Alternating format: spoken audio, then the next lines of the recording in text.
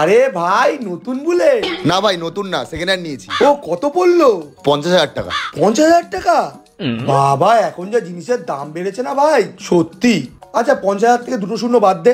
500 টাকা। 500 টাকা? অয়ন এক সপ্তাহ আগে এই জ্যাকেটটা কিনেছিল, এর দামও নিয়েছিল 500 টাকা। কি জিনিসের দাম বেড়েছে রে ভাই। আমার মনে আছে তার কারণ ও আমাদের ধার নিয়ে কিনেছে, বাকি তোর যখন ইচ্ছে তখন তুই দিয়েছিস, সেটা বলছি তুই তো জানি দিবি। যাই হোক ভাই আসি। হ্যাঁ হ্যাঁ ভাই আয়। চ। আরে ভাই কোথায়?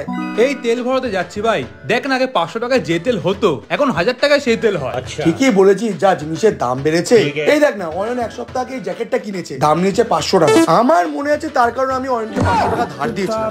বাদ বাকি যখন ইচ্ছা তখন দিস, আমি জানি তুই দিবি অয়ন। হ্যাঁ জিনিসের প্রচন্ড দাম বেড়েছে। ঠিক আছে চলি রে।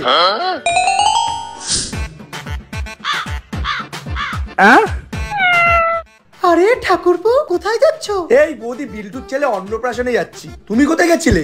আরে আমারও তো নিমন্ত্রণ আছে ওখানে। এই দেখো না, একটা শাড়ি কিনে আনলাম। বাজারের যা দাম, একটা শাড়ি 500 টাকা। 500 টাকা? ও এক সপ্তাহ আগে একটা জ্যাকেট নিয়েছিল, ওটাও 500 টাকা নিয়েছে। আমার মনে আছে।